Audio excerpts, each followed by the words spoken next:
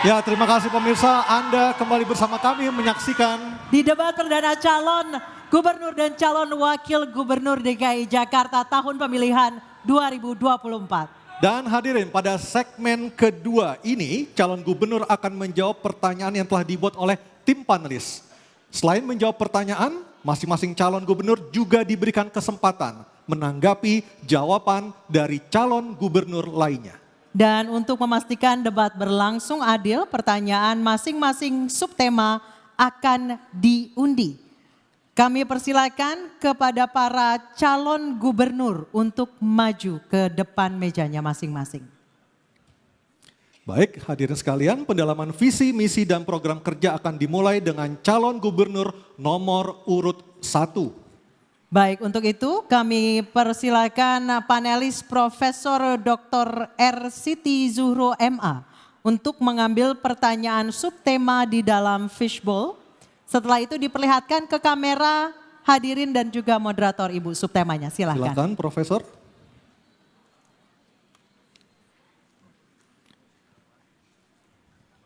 Subtema apa yang diambil Profesor Siti Zuhro? Kita lihat bersama-sama.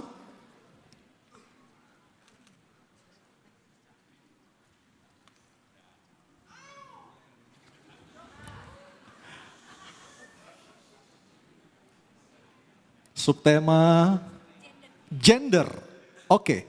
Subtema gender dan selanjutnya saya akan mengundang panelis Dr. Gun-Gun Herianto MSI untuk mengambil undian daftar pertanyaan dari fishbowl. Kami persilakan.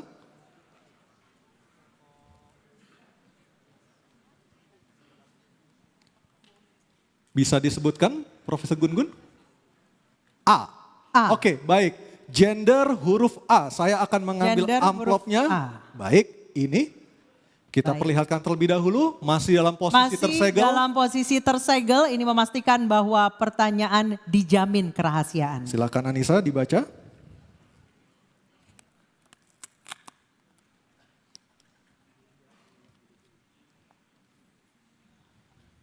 Baik, kami ingatkan para calon gubernur untuk mendengarkan pertanyaan dengan seksama karena pertanyaan tidak akan kami ulang.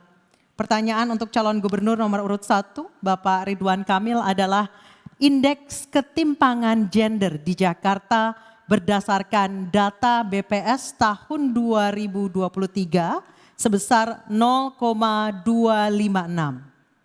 Ketimpangan ini sangat dirasakan dari sisi tingkat partisipasi angkatan kerja perempuan yang hanya 50,12% dibandingkan laki-laki yang mencapai 80,25%. Ketimpangan gender juga memposisikan perempuan sebagai pihak yang dilemahkan, di mana angka pendidikan minimal SMA pada perempuan hanya 65,54% dibandingkan laki-laki yang mencapai 72,71%. Pertanyaan, apa langkah strategis dan konkret Anda untuk meningkatkan partisipasi perempuan di angkatan kerja dan pendidikan? Waktu Anda 2 menit, silakan Bapak. Terima kasih. Kota itu pada umumnya hanya aman buat lelaki dewasa secara teori. Tidak aman buat perempuan, belum aman buat anak-anak, belum nyaman buat lansia, tidak nyaman buat disabilitas. Kuncinya Jakarta di masa depan harus berkeadilan. Tujuan negara hanya 2, adil dan makmur. Maka sebagai gubernur, kalau nanti warga masih merasa tidak adil, silahkan laporkan, diskusikan. Ketimpangan gender ini kuncinya adalah pendidikan. Kita ada program bersama DPRD yang sudah melakukan inisiatif, kita dukung sekolah gratis, tidak hanya di negeri tapi juga swasta. Swasta yang ditunjuk. Insya Allah partisipasi sekolah, ada 1.100-an yang putus sekolah, itu kita bisa lakukan sebuah dukungan khususnya ke kaum perempuan. Kita ada program namanya Sekolah Perempuan, buat emak-emak, buat ibu-ibu, nanti sekolahnya di Balai RW. Kurikulumnya tentang ekonomi keluarga, keharmonisan keluarga, dan lain sebagainya. Emak-emak yang butuh pekerjaan, kita ada kredit mesra, tanpa bunga berbunga, tanpa agunan. Daftar emak-emaknya cukup berlima. Inilah namanya kredit kelompok 1, 2, 3, 4, 5. Satu masalah 4 bertanggung jawab, puluhan ribu sudah pernah saya lakukan.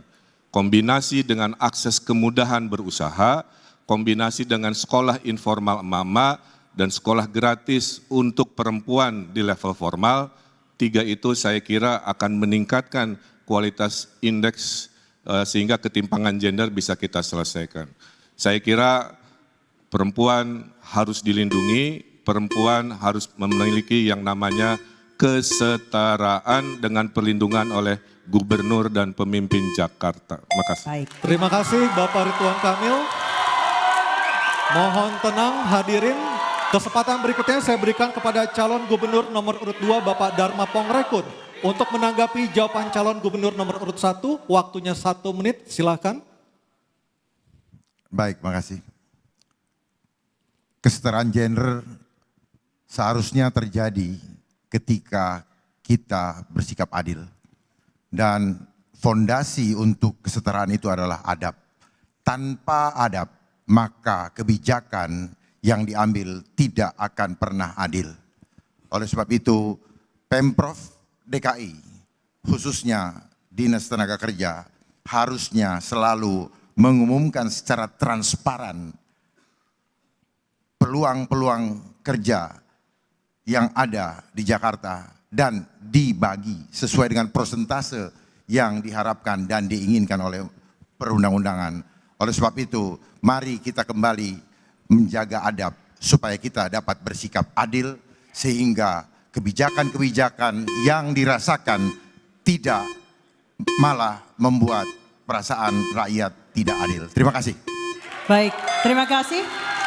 Tenang dulu, selanjutnya calon gubernur nomor urut 3 Bapak Pramono Anung untuk menanggapi jawaban calon gubernur nomor urut 1. Waktu Anda 1 menit, silakan. Secara konkret, kami akan mengadakan yang dinamakan job fair yang telah kami sampaikan untuk 3 bulan sekali di kantor kecamatan. Tugas kantor kecamatan adalah juga sekaligus menjadi balai latihan kerja, terutama bagi wanita. PPSU yang sekarang ini syaratnya SLTA akan kita potong menjadi SD. Yang paling penting adalah bisa membaca dan menulis. Karena memang menjadi persoalan bagi wanita, bagi perempuan, mereka rata-rata lulusannya di bawah, yang bekerja untuk level di bawah adalah di bawah SLTA. Untuk itu, tugas negara, tugas Provinsi Jakarta harus hadir memberikan perlindungan kepada mereka supaya mereka bisa kerja dengan keterampilan yang dimiliki dan mereka juga bisa memberikan penghasilan yang cukup minimal setara dengan UMR. Itulah yang akan kami lakukan. Terima kasih. Baik, terima kasih calon gubernur nomor urut 3 dan kesempatan selanjutnya mohon tenang. Saya akan berikan kepada calon gubernur nomor urut 1 Bapak Ridwan Kamil untuk merespon tanggapan dari 2 calon gubernur yang telah dikemukakan. Waktu Anda 1 menit Pak, silahkan. Ya, saya kira semua calon gubernur punya niat baik, mungkin gaya, caranya beda-beda, tapi tujuannya sama ya. Nah, oleh karena itu rasa adil harus jadi prinsip dalam kepemimpinan. Ibu saya mengajarkan itu nomor 4. Kemudian perluasan lapangan pekerjaan juga sesuatu yang harus kita hadirkan. Tapi perbedaannya dengan pasangan Ridho, kita akan melakukan namanya pemberdayaan ibu-ibu yang tinggal di rumah dengan namanya sekolah perempuan. Dulu saya pernah bikin namanya Skoper Cinta, Sekolah Perempuan Raih Impian dan Cita-Cita. Itu lulusannya 75.000 bisa menjadi wirausaha, melek. Bahkan ada kurikulum anti radikalisme ya di sekolah perempuan sehingga mereka naik kelasnya. Termasuk kita ada rencana membuat namanya Sekolah Politik Perempuan agar perempuan bisa berjuang sendiri untuk masa depan keluarga dan gendernya. Baik, terima kasih. Terima kasih. Kita lanjutkan. Oke, boleh tenang dulu biar bisa dilanjutkan. Oke, selanjutnya kita beralih ke pertanyaan kedua untuk calon gubernur nomor urut 2 Bapak Dharma Pongrekun. Kami persilakan panelis Dr. Didik Suharyanto, SHMH, untuk mengambil pertanyaan subtema di dalam fishbowl. Dan setelah diambil diperlihatkan ke kamera hadirin dan juga moderator. Subtema apa yang diambil oleh Dr. Didik Suharyanto? Baik, kita lihat. Kita lihat bersama-sama. Tema apakah? Oke, soal transportasi yang terintegrasi. Baik, selanjutnya kami akan mengundang panelis Dr. Ahsanul Minan MH untuk mengambil undian daftar pertanyaan dari fishbowl yang ada di sebelah kiri saya.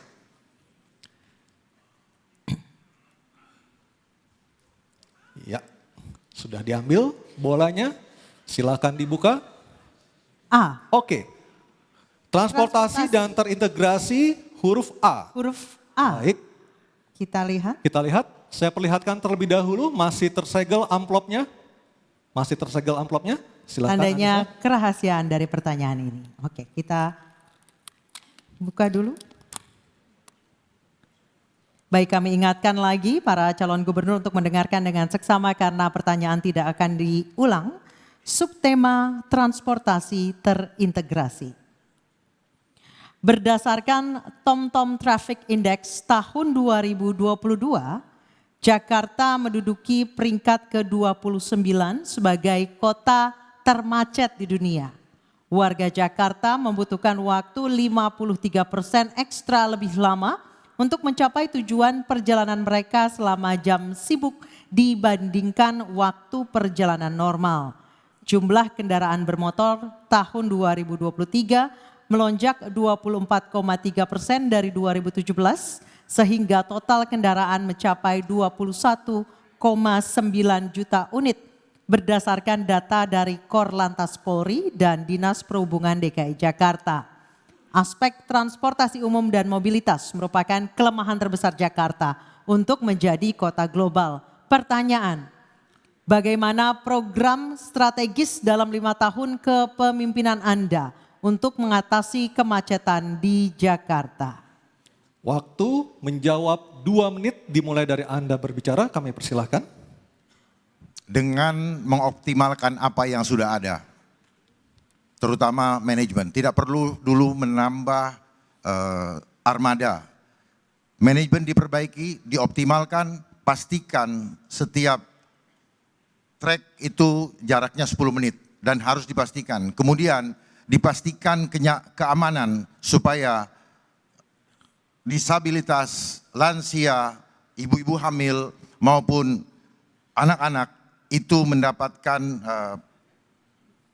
maintenance atau treatment yang khusus. Sehingga demikian juga dengan penggunaan kendaraannya. Kendaraannya harus nyaman, AC-nya dingin, baunya tidak pengap. Dan juga hindari dari hal-hal yang tidak baik. Oleh sebab itu juga perlu ditanamkan budaya budaya antri kepada anak-anak.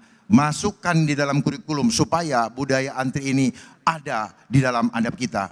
Kemudian baru setelah itu kita evaluasi apakah perlu ditambahkan. Kalau perlu baru kita tambahkan. Jangan kita mengeluarkan anggaran tetapi kita sebenarnya tidak tahu faktor mana yang perlu kita perbaiki. Kemudian kita perlu mengurai kemacetan dengan apa? Dengan membuat suatu compound yang tersentralisasi di mana di situ ada tempat tinggal, ada pasar, ada sekolah sehingga transportasi ini juga bisa terkonsolidasi dan dibuat minimal 500 meter dari pemukiman sebagai vendor daripada MRT atau LRT ataupun Transjakarta, yaitu mikrotransportasi yang terhubung satu dengan yang lain. Kemudian juga disiapkan kantong-kantong parkir yang nyaman dan aman supaya banyak orang yang mau naik transportasi umum karena keamanan kendaraan yang tinggal itu terjamin. Waktunya habis. Waktunya habis. Terima kasih.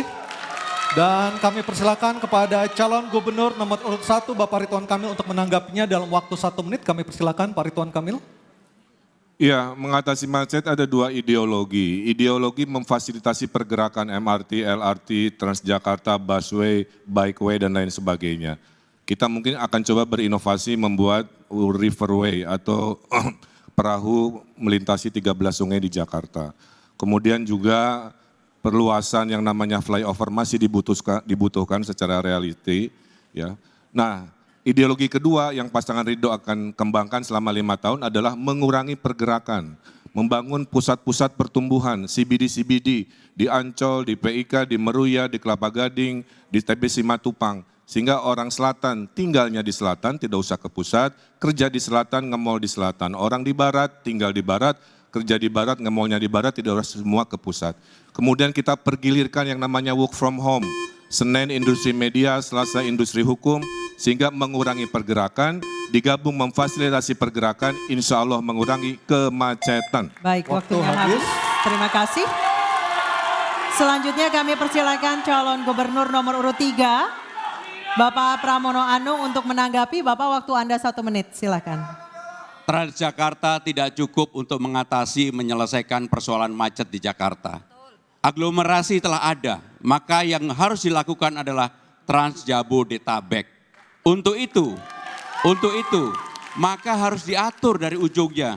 Saya termasuk yang akan membebaskan 15 golongan yang sekarang ini sudah naik busway gratis, maka mereka naik MRT dan LRT juga gratis, baik itu dari Bekasi, dari Tangerang Selatan, dari Bogor, dan dari manapun apabila fasilitas itu ada. Kenapa itu dilakukan? Supaya orang berkurang banyak masuk ke Jakarta bawa kendaraan pribadi. Jadi maka dengan demikian yang paling penting untuk mengatasi kemacetan di Jakarta adalah Trans Jabodetabek, bahkan kalau perlu sampai dengan Puncak dan Cianjur. Kenapa itu harus dilakukan? Sekali lagi, untuk mengatasi supaya tidak banyak mobil atau kendaraan pribadi yang masuk ke Jakarta. Terima kasih. Baik, terima kasih. Hadirin harap tenang terlebih dahulu. Kami memberikan kesempatan berikutnya kepada calon gubernur nomor urut 2 Bapak Dharma Pongrekun untuk merespon tanggapan kedua calon gubernur nomor urut 1 dan 3. Waktunya 1 menit, kami persilakan.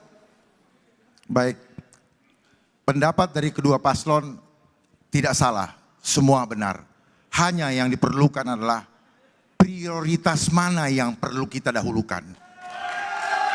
Karena waktu kita hanya 5 tahun, kita tidak bisa berretorika dengan berangan-angan, sementara pada saat kita turun nantinya itu belum terlaksana. Jadi yang pertama kita harus lakukan adalah bagaimana kita mengoptimalkan manajemennya dulu.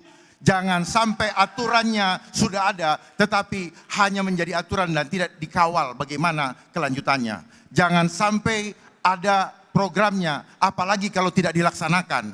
Jadi semua menjadi percuma ketika hanya menjadi rencana tanpa eksekusi. Kita perlu segera eksekusi, bukan lagi berdiskusi.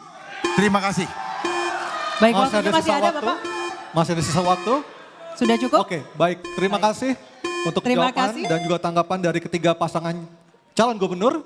Dan kita akan melanjutkan berikutnya. Baik, Anissa. selanjutnya kita akan beralih ke pertanyaan untuk calon gubernur nomor urut 3 Bapak Pramono Anung. Untuk itu kami persilakan panelis Profesor Dr. Nurliah Nurdin SOS MA untuk mengambil subtema di dalam fishbowl. Setelah diambil boleh diperlihatkan ke kamera hadirin dan juga moderator. Baik, sudah diambil, dibuka bolanya, dibaca kertasnya dan diperlihatkan kepada kita semua. Subtema apa yang diambil oleh Profesor Dr. Nurliah Nurdin? Sumber daya manusia. Baik, selanjutnya saya akan mengundang panelis berikutnya, Becky Mardani, untuk mengambil undian daftar pertanyaan dari fishbowl. Akan diambil huruf apa oleh panelis Becky Mardani malam hari ini? Sudah diambil bolanya? C, oke. Sumber daya, manusia huruf C. C. Baik, ini dia. Kita buka terlebih dahulu. Amplopnya masih disegel? Masih disegel. Ini lengketnya lumayan lengket nih, Nis. Ya, ini tandanya sangat rahasia. Sangat rahasia. pertanyaannya. Oke, berhasil dibuka. Saya akan baca pertanyaannya subtema sumber daya manusia. Di Jakarta terdapat 267 kelurahan yang bisa dijadikan basis pembangunan masyarakat Jakarta menuju kota global. Namun dalam dinamikanya, kota global kerap kali menempatkan warganya bukan sebagai subjek pembangunan. Pertanyaan, bagaimana Anda menempatkan kelurahan sebagai pusat penguatan sumber daya manusia yang inovatif, mandiri, dan berkarakter dalam pembangunan berkelanjutan dan berkeadilan? Baik, silakan. Waktu Anda 2 menit, Bapak silakan. Kita tahu bersama, Jakarta sekarang menempati nomor 74 dari 156 kota global. Jakarta hanya unggul 2 poin dari Manila dan 4 poin dari Bangkok.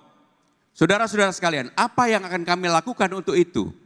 Kita tahu bersama, sebagai kota global, yang pertama yang paling penting adalah aktivitas bisnis atau perekonomian. Yang kedua, sumber daya manusia. Yang ketiga, dukungan politik. Yang keempat adalah keterbukaan informasi. Dan yang tidak kalah penting adalah kesiapan kita untuk menjadi kota global. Untuk itu, sumber daya manusia menjadi sangat penting dalam penilaian untuk indeks kota global.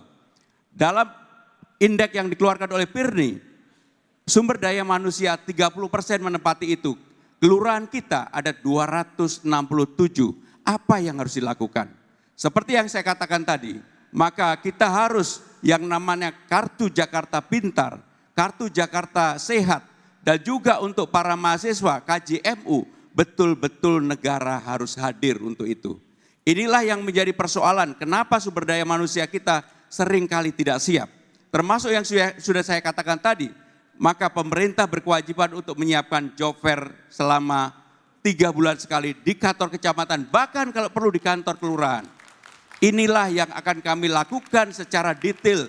Untuk itu, supaya kita bisa menaikkan menjadi kota global, saya bercita-cita, kalau saya dapat amanah ini, saya yakin, hakul yakin, 5 tahun ke depan Jakarta menjadi 50 kota global dunia, dan artinya naik peringkat yang cukup tinggi setara dengan Bangkok pada saat ini. Terima kasih.